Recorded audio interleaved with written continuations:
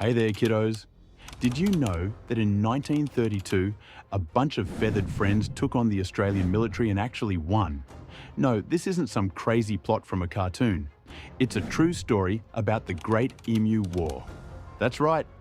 Imagine the scene. Soldiers armed with machine guns and a mob of big, fluffy birds running wild. Sounds like a movie, right? Well, grab your popcorn, because this story is weirder than a kangaroo in a tutu. So, let's set the stage. Picture Australia in the early 1930s. The Great Depression is hitting harder than a boomerang coming back at you. Wheat prices are plummeting, farmers are struggling, and everyone is feeling the pinch. Now, add to that the fact that a flock of about 20,000 emus decided they wanted to throw a party in the wheat belt region, right in the middle of the farmers' crops. It's like throwing a barbecue in a vegan restaurant. Not a great idea.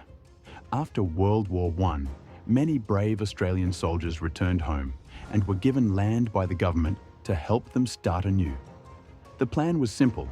They would grow crops, feed their families, and enjoy the good life. But just like a badly written fairy tale, things didn't go according to plan. Prices for wheat dropped faster than a dingo with a stolen sausage. And then those pesky emus showed up, ready to wreck everything. Imagine it. These gangly birds strutting around, destroying fences and trampling over the crops like they were auditioning for a role in Dancing with the Stars. Farmers were beside themselves. They were pulling their hair out, thinking, what do? We can't just let these birds run wild. And just when it seemed like they were out of options, the government stepped in with a plan. A plan that was, well, let's just say it was a little out there.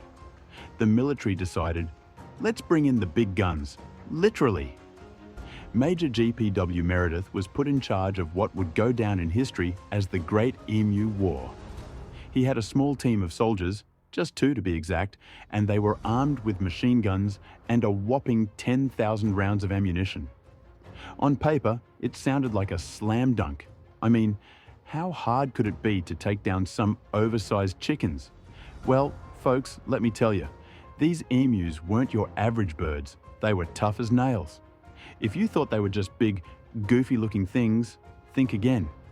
They were more like feathery tanks on legs.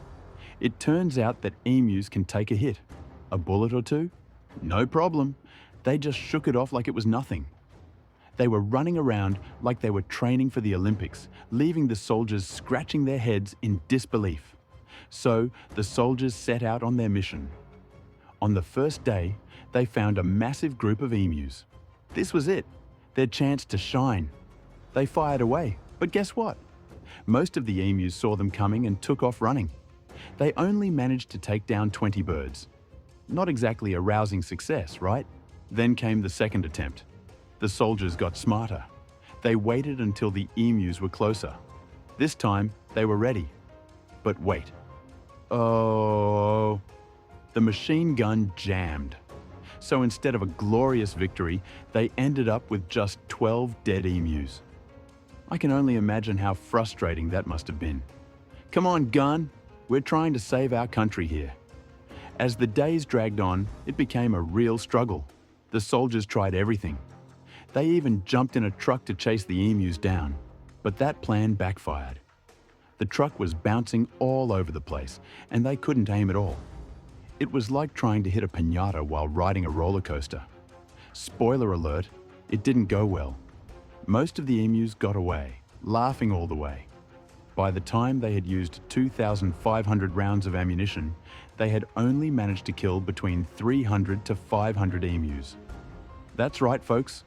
Over 2,500 shots fired, and not even a dent in the population of these feathery foes. Talk about a major fail. At this point, the soldiers were probably thinking, what is happening? We're getting beaten by birds. Meanwhile, the farmers were getting angrier by the minute. They were like, hey, military, we still need your help. We can't feed our kids on emu meat. And can you blame them? They were desperate. They needed more than just some guys with machine guns who couldn't hit the broadside of a barn door. Eventually, the soldiers decided to keep going. They figured, okay, maybe if we just keep thinning them out, we'll make some progress. So they kept hunting, shooting at flocks of emus who seemed to be getting smarter by the day. They divided into smaller mobs, darting in all directions like they were part of some elaborate bird ballet. It was like they were saying, "Catch us if you can." As time went on, the ammunition ran low. They had only about 100 bullets left, and the situation was looking grim. They must have been sweating bullets, literally. And despite their efforts, they were still nowhere close to winning the war. Finally, the military had to admit defeat. They were outmatched by a bunch of giant flightless birds. The emus had won this round. Can you believe it? A war between men and birds, and the birds came out on top. It's not every day you hear about that. But don't worry, kids, the story doesn't end there. Even though the military packed it in, the government wasn't ready to give up. In a clever twist, they decided to put a bounty on the emus. That's right, a reward for anyone who could bring in dead emus. Suddenly, it was open season, and people jumped at the chance to cash in. Over the next 6 months, about 50,000 emus were taken down, but this time it was the farmers taking the lead. The farmers finally got some relief, and the emu population started to dwindle. But the irony was rich. After all that effort, it was the farmers who had to finish the job. I can just imagine them high-fiving each other saying, "We did it. We showed those birds who's boss." So, what can we learn from this hilarious saga? First, don't underestimate the power of a determined bird. Second, sometimes the best plans can go completely awry when you're up against nature. And finally, if you ever find yourself in a battle against emus, maybe just stick to birdwatching instead. Thanks for tuning in, kids. Until next time, remember, always be kind to the birds, because you never know when they might be plotting their next move.